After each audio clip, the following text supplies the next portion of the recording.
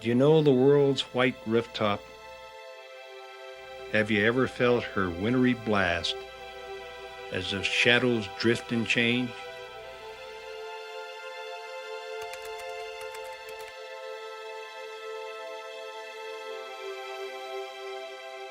Do you know the long day's patience down on frozen grass while the heads of heads is laying within range? Well, I'll tell you, it's here we're going for the years of plans and dreams you shall never know. For we've sworn an oath on the horns of the Ovis Poli, and when mountain gods have called, we must go.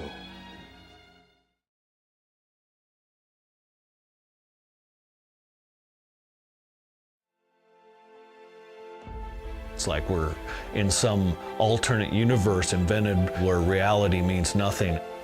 When you see 58 inches of horn turn and stare at your direction on the skyline, you know that you're not in Kansas anymore. This is serious, the rubber's meeting the road, and the hunt is on.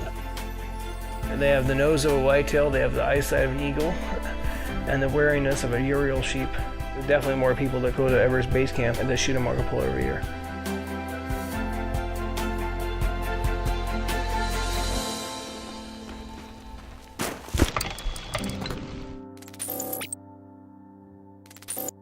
This is what it's all about for us, making memories in the mountains.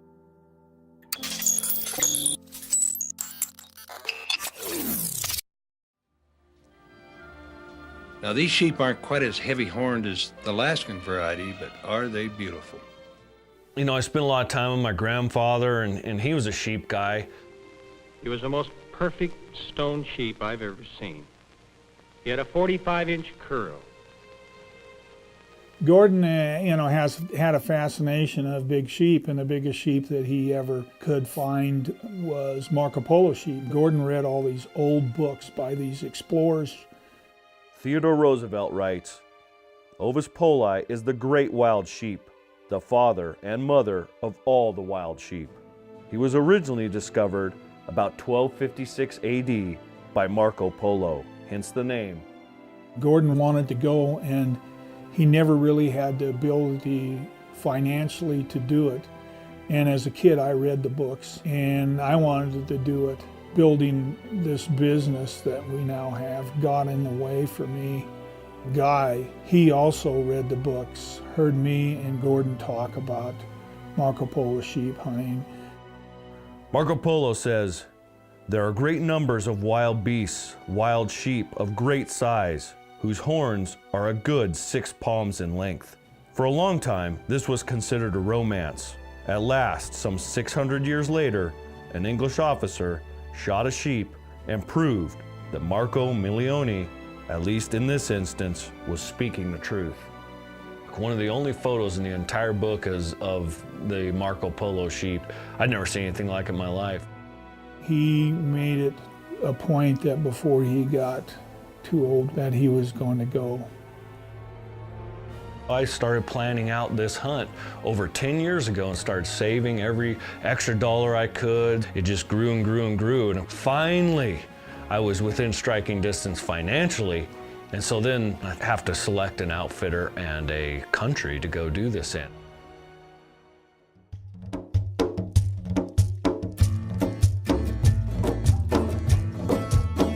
Tajikistan, it is a country in the Asia, has border with China, Afghanistan, Kyrgyzstan, Uzbekistan, 8 million population. The capital of Tajikistan is Dushanbe, the modern city. Marco Polo is a generic term for all the sheep in Kyrgyzstan, Tajikistan, Afghanistan. The population estimates I've seen for Tajikistan are 20 to 25,000. Between the research and the saving and scrimping, pretty soon my Marco Polo dream was becoming a reality.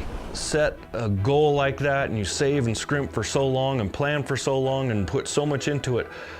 When you get on that plane to go there, the pressure is intense because I'm hoping that this adventure lives up to everything I've put it up against. And these These are just the foothills. This is just the start. It goes up to 24,000 feet from here. 2 days of flying, 2 days of driving. I don't know anywhere on the planet you could go. It's more remote than this. I've known Guy for a long time. Knew his dad when I was in my early 20s. And so Guy and I have been talking Marco Polo hunting for quite a few years. You know, in my opinion, Brian Martin is probably one of the premier mountain guides and outfitters probably in the world for his age. He and I are the exact same age, and I've never had a chance to hunt with him. We're gonna see just exactly what all this Asian mountain hunting experience is all about.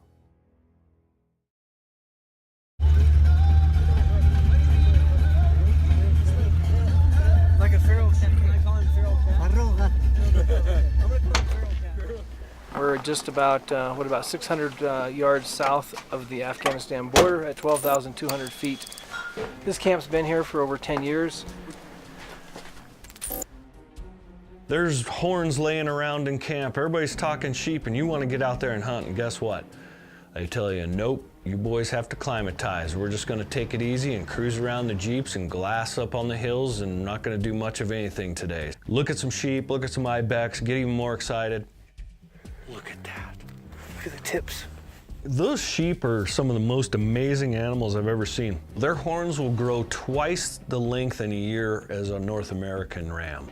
In the spring and summer, the habitat and the grass must be such high protein and so green, it must be incredible to support a body size that big and that kind of horn growth. But I tell you, when you go there in the fall and winter, you look around, it looks like there's nothing there. I mean, it looks like a grasshopper would have to pack a lunch to get across one of those drainages. It's just literally, mostly just rock and dust. Let's say the average ram in Tajikistan is 15,000, 15.5. There's really not much feed above 16.5.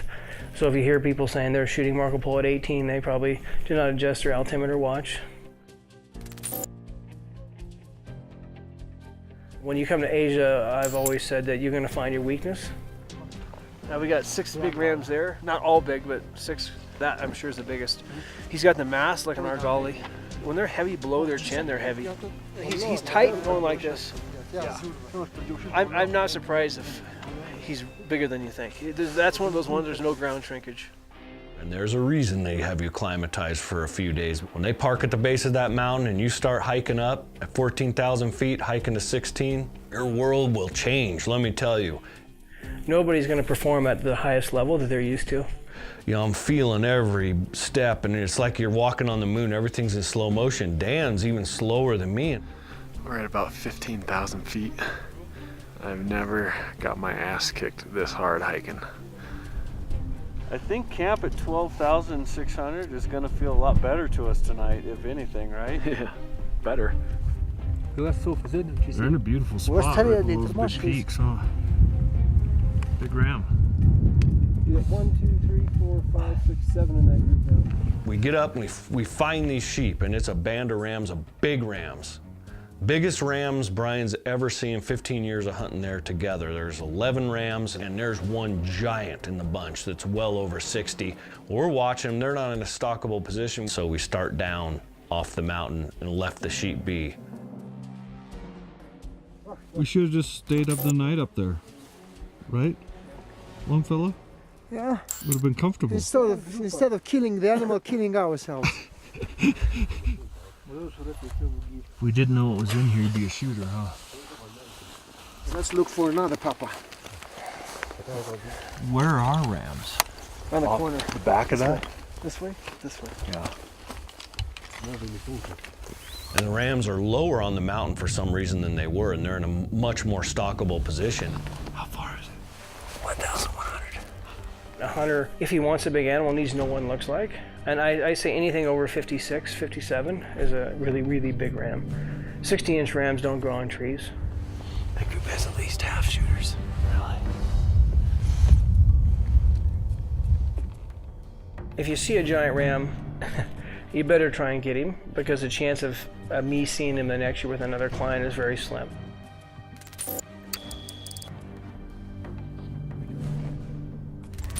The plan is to go back around so the sun's on our back, and so we can get closer Because if we go down here, the sun will be bad, the wind will be good, but the distance will be bad. So we want good distance, good sun, and good wind. So Brian and I are able to sneak up over the hill, barely peek up, and the rams are bedded on the little spine ridge underneath us. Got too close, actually. Came in the same plane as they are, which means you got to make the first shot count, and they can see you quickly. They were around a little over 300 yards.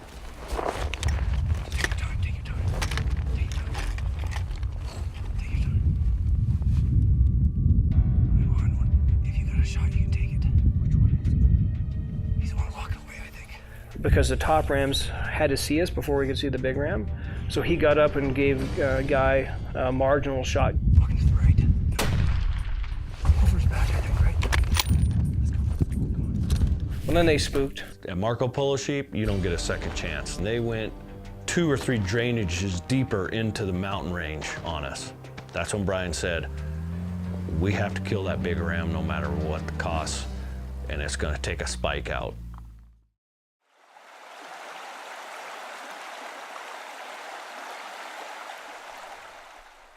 So the 5th day, we'd already camped out at about 14,300 feet, shepherd's hut. I had a tent that I stayed in because the shepherd's hut was a little crowded. We're living like the sheep herders. Yeah. Even they don't come up here this time of year, huh? Yeah, they leave because They go lower? No they food go low because of no food, yeah. for the sheep. The next morning we woke up and it was cold, probably 15 below zero. And we start out up this drainage and we're hiking, climbing. Finally, we spot the rams and they're going up over into this basin that Brian's actually hunted before. And he tells me, we're gonna kill 1 or 2 of these rams.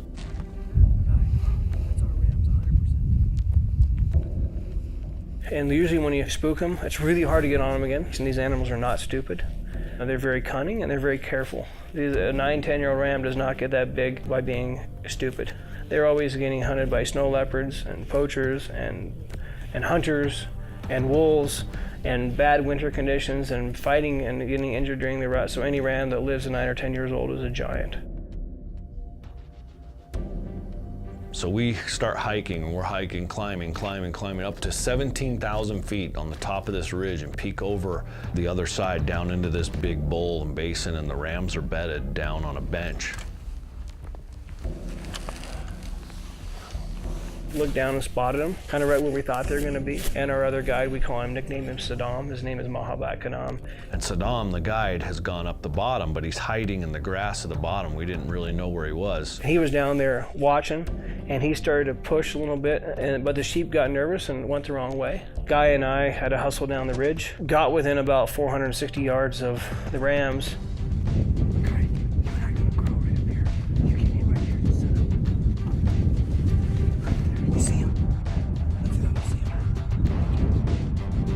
So he and I talk about it. I would stop a little short. He would go clear down to shooting distance of the saddle, and then Saddam will bump the rest of the rams, and we'll see. And at least one of us is going to get a shot at the rams. By the time Brian gets in position, the rams are all bunched up by then at the top of the saddle, and he's trying to pick out the big ram.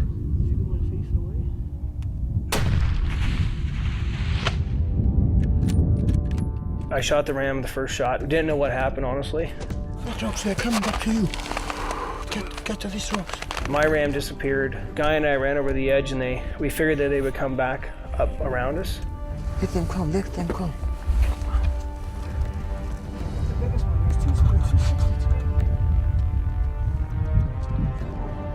The first one is big. 280. Big one?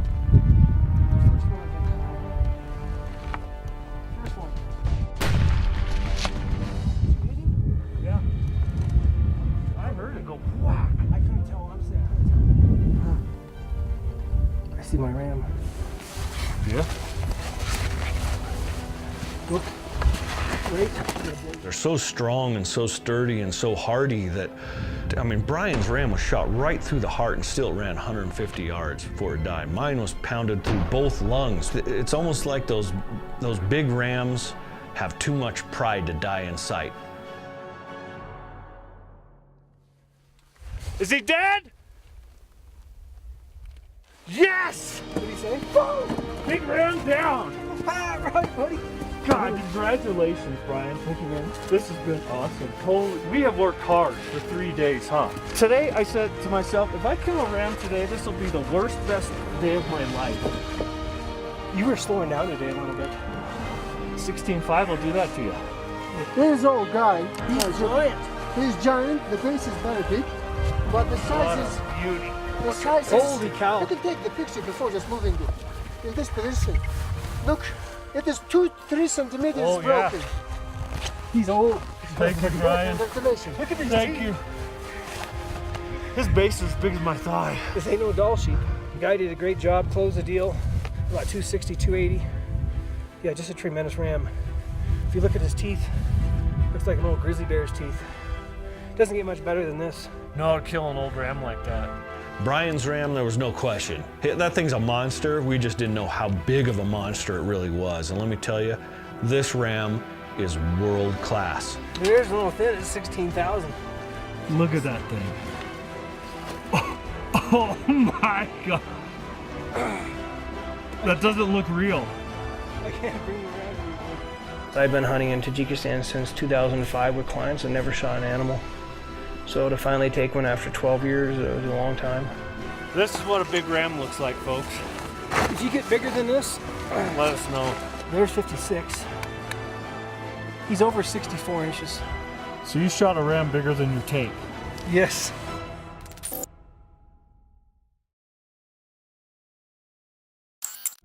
Our expedition into Central Asia was a closed chapter, a memory of glorious days on the high Himalaya, of long stalks, some successful, some otherwise, a kaleidoscope of toil and achievement that only experience can purchase. For a true mountain hunter, everything that you want in a mountain hunt to challenge you is here in a Marco Polo hunt.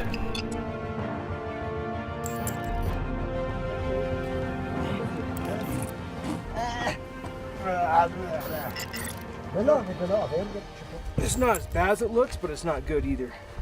You're not going to be walking through any doorways, I'll tell you that. No. Base Camp Tango in the rearview mirror. The old yak dung hut.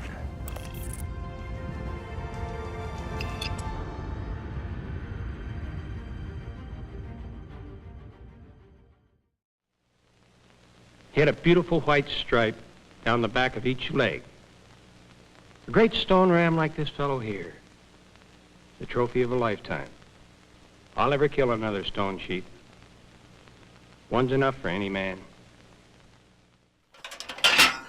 Хуя. Ты мне там этот, мам.